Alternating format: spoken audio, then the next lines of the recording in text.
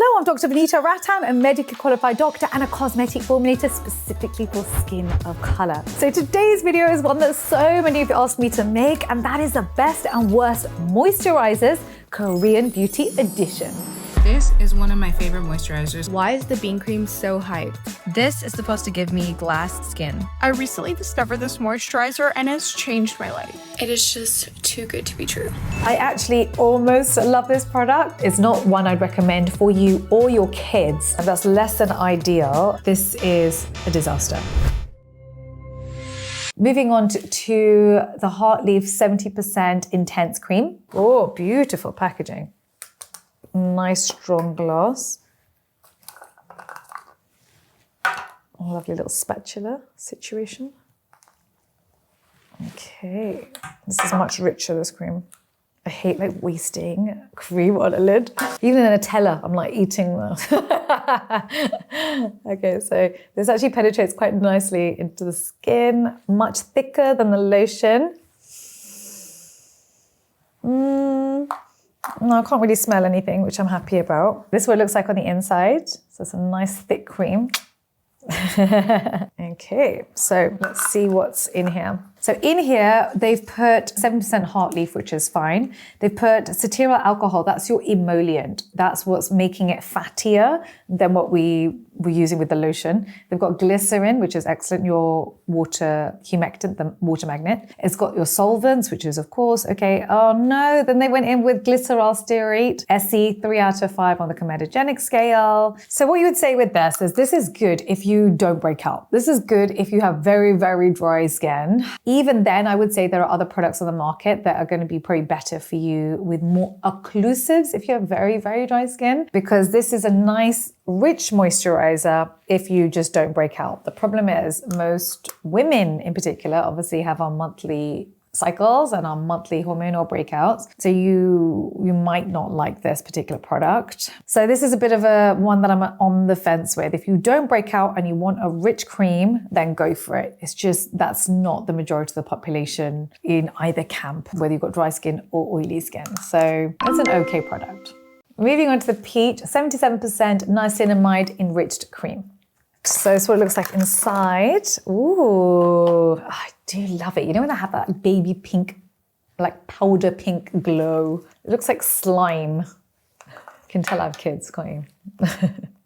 All right, so, ooh, nice. That is gorgeous inside. That is very satisfying. You can see how this kind of thing just goes so viral. So that's how it looks. A very light gel. This is a moisturizer.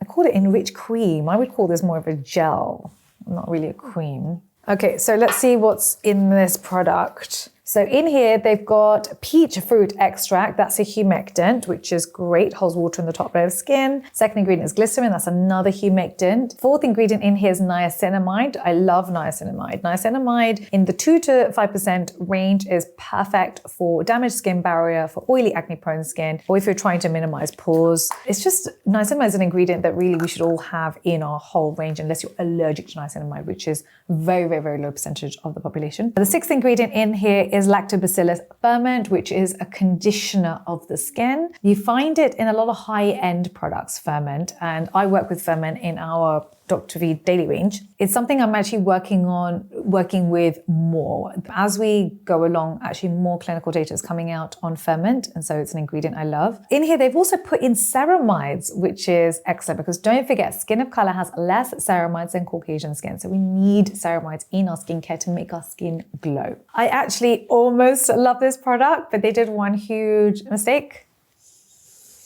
And that is that they added fragrance, which was completely unnecessary. And if they hadn't, I would have recommended this for people with sensitive, oily, acne-prone skin. However, this is not going to work for someone with dry skin anyway. And the fragrance in it means that you're not going to wear it if you have oily, acne-prone skin because you already have inflamed skin. So for me, unfortunately, this product is also a no. Right, so the first product we're starting off with is the cream, the Madagascar Centella cream. So the claim with this is that it's got 20% centella in order to help with the damaged skin barrier. So this is what it looks like. So very simple packaging, which I like. And let's just check it's got a security tag. Yes, it does. Let's get rid of this. K-Beauty is generally known for their textures, and that's part of the reason it's gone so viral. So let me show you it's coming out like quite thick, which I like for skin of color. For us, don't forget we have less ceramides in our skin, so actually we kind of want to do this test where it doesn't run from the hands. So it is quite, it's got enough fat in it. This is what it looks like. Oh, that's not good. It says 20% centella. Let me tell you if it actually has 20% centella in it. The first ingredient is cetyl ether hexanoate, which is an emollient. That's why you get that sort of slip. Then it's got glycerin as the second ingredient, which I love because it's very hydrating. Then they've put in hydrogenated lithium, which is another emollient, which is why it's feeling so conditioned. The fourth ingredient is niacinamide, which I also love. That means this is approximately 2 to 3%. Niacinamide is brilliant for brightening the skin and for helping with repairing a damaged skin barrier, so it's great for skin of color. They also put in macadamia seed oil, which is an emollient with high oleic acid, so that's actually really good for dry skin. So I really like the slip on this for dry skin. But the 27th ingredient is centella. So this is not a 20%, okay? So the way the Inky list works is that it's in descending order. When an ingredient is right at the bottom, you're looking at a fraction of a percent. And what they tend to do is they say, oh, it's a 20% solution, meaning water plus this kind of centella at a fraction of a percent. And then they call it 20% centella. And that's what I don't like. I don't like miscommunication, and that's a nice way of putting it. I like you to be really clear about what is in the product and what is not in the product. And the thing is, because it's literally called centella, you are thinking and hoping that centella is the main active in this product. I'm just going to give you an example. So this is our super hydrating toner. So if you don't already know, I'm a cosmetic formulator for skin of color. Now in this product, this is a liquid-based product. We've put in centella asiatica. We've probably put in more centella asiatica into this hydrating toner than is in the centella product here. So, but we haven't put it on the title of the product itself. So in this particular product, just so you know, it's basically got stem cells. I've put in centella, allantoin, panthenol. These are all anti-inflammatories, plus of course niacinamide and glycerin. So actually quite similar actives to what they put in here. I think what's really important is that you're clear about what you put in the product, and whatever the hero ingredient really is the thing that's on the packaging, and not to overhype something that's a very low percentage. I am very strict when it comes to skin of color because I have very high standards for my skin of color family. Some other downsides with this particular product is they put in lavender flower oil, which is a disaster. It's a fragrance. It's such a shame actually, because this could have been a nice anti-inflammatory niacinamide cream, and I would have recommended it as that. But by putting fragrance in, it can lead to contact dermatitis in 3 to 4% of the population. Now, if you imagine my social media, I have about 2 million views a day.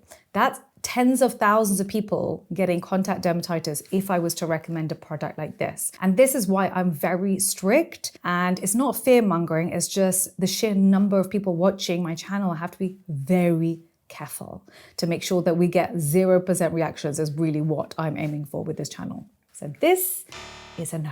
Moving on to hopefully a much better product. This is a hyaluronic cream unscented. So this is interesting. Unscented, by the way, doesn't mean anything because it can just mean they used a masking scent. You want fragrance free. You want to look for the words fragrance free. Oh, I love this packaging. Beautiful. Oh, nice. Stuck now. We're stuck. We're in. This is like the downside. I'm so oily and sticky at the same time. Okay, right. So, oh, nice. This is how it looks. Bit of a marshmallow type feel inside. I'm going to put on the other hand because the other hand's full of scent now. Do you guys ever do this? Like, I'm never going to even waste product on this side. Okay, so it's a light moisturizer, quite lightweight, not very heavy. All right, let's have a look what's inside this thing. Okay, so it's a moisturizer with extracts and ferment, but the big mistake they made was they added denatured alcohol. And if this is meant for sensitive skin, which it says literally all sensitive skin, this is a disaster. It's such a basic error. I don't even understand what they were doing. So if you're sensitive skin, guys, please avoid this product. Moving on to the bean cream. So I have already said before, I do like beans. I look fermented beans in our skincare. I think it's great. Don't forget, it releases alpha-arbutin. You can also get alpha-arbutin in a serum, for example, but I just like that, you know, it's sort of one ingredient that does multiple things. Nice heavy jar. So it's glass. Okay, so let me show you what it looks like inside. The only downside with jars is double, triple dipping. That's what it looks like inside.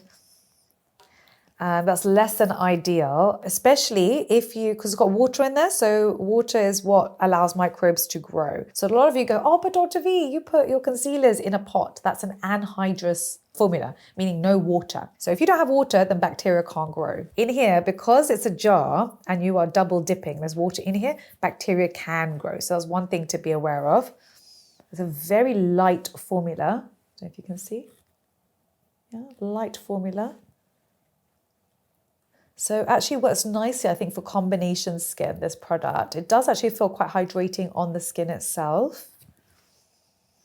And I would say no smells with this product. But let me tell you what's inside it. I always get really hydrated hands by the end of this. So this is a basic moisturizer with emollients and ferment, which I love, but they added irritants. Oh, they added bergamot fruit oil and they added lavender oil. Please look at your products, including your hair oils, including your scalp products or shampoos, everything. You want to avoid bergamot oil and lavender oil. These are both irritants. They're essential oils. Essential oils smell great. They might make you feel good. They even reduce your cortisol levels because now you're calm. But essential oils are fragrant. And what does fragrance even mean? It means it basically boils at a low temperature. And that's why you can smell it. It goes from liquid to a gas at a low temperature. And when that happens, it removes water with it. And skin of color, we have less water in our skin. We have less ceramides in our skin. Our skin is drier and duller. It's the opposite of what we should be doing. This is the same reason I do not want you wearing denatured alcohol in your skincare. On top of that is a skin sensitizer. So please, I know the very expensive, the luxury £100, £200, £300 creams contain those ingredients. They are bad for skin of color. Please avoid. Starting off with the Dynasty cream. So the claim here is that it's a moisturizing, nourishing, brightening, strengthening skin barrier cream. Oh my goodness me. How'd you open this thing? Doing a pretty terrible job here, guys. Let's see if the ingredients actually match up to what it claims. Oh, nice. Beautiful packaging. I think 10 out of 10 on packaging in terms of weight and luxury. But generally speaking, jars are the least hygienic form of packaging because what you're doing is we already have bacteria on our skin. We already have a whole array of fungus on our skin too. And every time you touch your face and you put it back in the jar, yes, we have a preservative system in the jar that will help to reduce mold, but it's only so effective for so long. So if you don't, for example, use your moisturizer in a relatively short time frame, you're going to cause yourself problems actually. Then you need to really throw away your jars. So our jar's a little bit old-fashioned. We have sort of moved on since then, but let's see what's inside it. So it starts off with the first ingredient being water. That's very common for most moisturizers because it's an emulsion. And so water tends to be about 70-80%. And in here, it's also got the second ingredient is very interesting. It's rice bran extract. On the ingredients list, it says Oryza sativa. This is basically rice bran, which is a plant ingredient. And what it does, it conditions and softens the skin. Plus, it's a chelating agent, meaning it prevents minerals from water from depositing on the skin. So this is great, for example, if you live in a place with hard water and you don't have a water softener. So in case you don't know, bran is basically a brown outer layer of the rice kernel. It's a byproduct of milling the rice. So it's really good for the environment and making sure we don't have waste. And it's rich in over 100 antioxidant compounds, including vitamin E, ferulic acid, also oryzanol, which is how you tend to see some brightening with this particular ingredient. Plus, it's a great humectant as it adds moisture to the top layer of skin. It behaves like a water magnet. It also contains polysaccharides and omega-3 fatty acids, which are also humectants. The next ingredient in here is glycerin. So glycerin is another powerful humectant. So this is actually quite a hydrating moisturizer, even though it's quite a light moisturizer and doesn't have much occlusives. The seventh ingredient in here is niacinamide. So that's where the strength barrier effect is coming from. It's coming from the niacinamide. Everything else in this product is a fraction of a percent, but it is a NAF-safe product, meaning no denatured alcohol, no fragrance, and no essential oils. This is very important for skin of color because we can't afford any irritation to our skin. So I'd say this is a hydrating moisturizer. It's NAF-safe. It's very light. I don't like the packaging. It would be better if it was in an airless pump from a hygiene perspective, but I would give this a nice 8 out of 10 because it does what it says. They haven't given you outrageous claims, which they haven't matched. They've matched quite reasonable claims. Moving on to Black Tea Youth Enhancing Cream. Okay, so hopefully they've done a better job on this particular product. I'll show you. Oh, nice. Oh, that is beautiful packaging. Listen to that. That's beautiful. So they've gone for like a shine at the bottom and matte lid on the top. But I think this to me feels like a glass jar. Yeah, this is a glass jar. So it is heavy. It does give the illusion. Think about how heavy packaging as it gives the illusion that this is a premium product. These are little tricks that manufacturers use and brands use to try and dupe you. The other one is fragrance. So do you remember the Christian Dior, for example? Fragrance moisturizer. It was so fragranced. When my mum used to wear it as a child, when I was a kid, that smell was so powerful, the Dior moisturizer, that you would smell her before she even came into the room. And it was from her moisturizer. And it gives the illusion of being an expensive product. Nowadays, we know better. We are more educated with our skincare. We know that fragrance is bad for us. But does Innisfree know that fragrance is bad for you? So let me show you what it looks like. Okay, so it is a thick jar. Generally, we don't like to do this. We don't like jars because what happens is, imagine I'm putting it on my skin. I've got different flora on my skin, different microbes on my skin. Then I put it back, my finger back into the jar. It's pretty unhygienic. We generally nowadays don't even do this anymore. This is very old-fashioned way of packaging moisturizers. Now, they're in pumps. They're in airless pumps because we know better. Even CeraVe, for example, had its jar, and I think enough doctors came on social media, made a video about it, that they put a pump on their tub for that reason. You don't want to double dip, especially if it's a family moisturizer like a CeraVe tub. It's a problem. But even with this, I would not be double dipping in this. As it is, we're trying to minimize acne, we're trying to minimize breakouts because it can lead to more pigmentation. So this is not the best packaging, even though it's beautiful and heavy. But let's have a look see what's actually inside the product. So it's more of a gel-based cream. It's got antioxidants, so it's got black tea in it, which is a beautiful ingredient, hyaluronic acid and niacinamide. And the thing with antioxidants is it should be in airless packaging, so this obviously is not. Ingredients are water, glycerin, butylene glycol, which is a humectant. Seventh ingredient in here is niacinamide, so we're looking at about 1%, plus they added fragrance. So there's nothing in here that's anti-aging, and so I feel like that's sort of a fake claim, and I don't like fake claims. Considering there's nothing in this product that's going to be anti-aging, and that is the claim, and actually is more likely to irritate the skin and age the skin because of the fragrance, this is another no.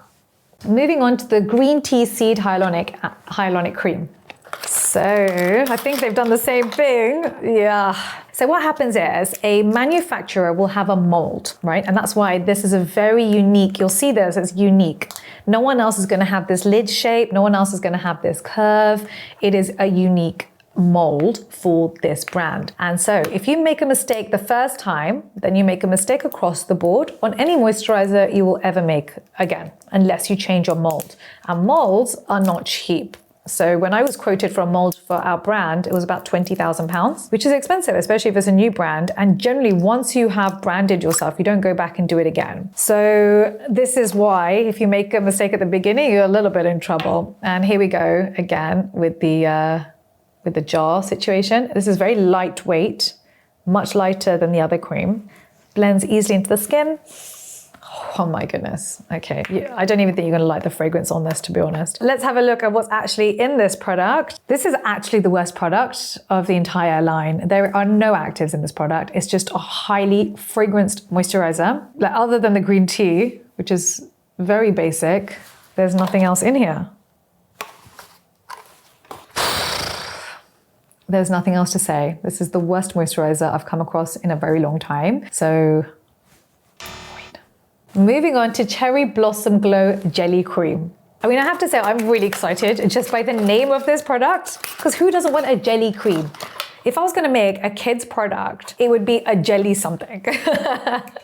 Okay, so here we go with the same situation with the moisturizer. Oh, I like how it looks. So that is so beautiful. I can see this being so Instagrammable. It literally just looks like solid water. Oh, that is so satisfying. I love this. This is so lightweight. If you have very oily skin, you're just gonna want something like this that looks like it's just water, but in a gel. It's probably the most beautiful looking gel moisturizer I've come across so far. Let's see what's actually in here. So in here, we have the third ingredient in here is niacinamide, which I love, well done. But then it's just fragrance, and there's no other actives in here that's going to help you with glow of the skin. What is their claims? It brightens. It's not going to brighten the skin. There's no tyrosinase inhibitors in here to brighten the skin. You're not really going to get a glow from this. You might get a nice warm fuzzy feeling because it is a beautiful product, but it's not one I'd recommend for you or your kids. So that's the other one. I can imagine this going viral on social media and children buying this. This is not one to buy because it's got fragrance in it, and actually is really not hydrating enough. We do actually need more fats in this product for you to have a long-lasting hydration. This, after an hour, your skin is going to start to feel tight. So unfortunately, this is another no. Okay, so moving on to my last product, which is Rice and Ceramide Moisturizing Emulsion. It's so bad. I'm so sorry. I hate making videos where literally I've just got nothing positive to say. I've decided I'm not going to do these videos anymore. I'm only going to do videos which have good products in them. But this one, oh lordy. So the third ingredient here is alcohol. Alcohol. So we all know about denatured alcohol, don't we? It leads to an inflammatory cascade on our skin. We're literally creating a bushfire in our skin, but our skin hides it because it's very good at actually hiding any trauma that's taking place under the skin. And so even long after you've worn the denatured alcohol, the damage is still taking place in our skin. In addition, they would have added 11 fragrances. 11. I mean, if you'd added one, I would have been upset, but 11 is just, I've got no words. That's very rarely happens that I have no words. I mean, they even went and added the two that I hate the most, which is coumarin and geraniol, which is 7 out of 10 on the irritant scale, which is a shame because actually they have some really good ingredients in this product too. I mean, they've got ceramides, they've got hyaluronic acid, they've got butylene glycol, they've got Oriza bran oil. So these are all hydrating ingredients. These are all good things for our skin. I don't know. It's very upsetting. I mean, I actually did a whole story on this on my Instagram to say, should I stop doing, ripping brands apart? Because actually some of the brands come and message me later and say, they're not very happy with me. I just feel like if I just stick with the ingredients and I just tell you the science behind things, you come to your own conclusions. But that's how I feel about this particular product.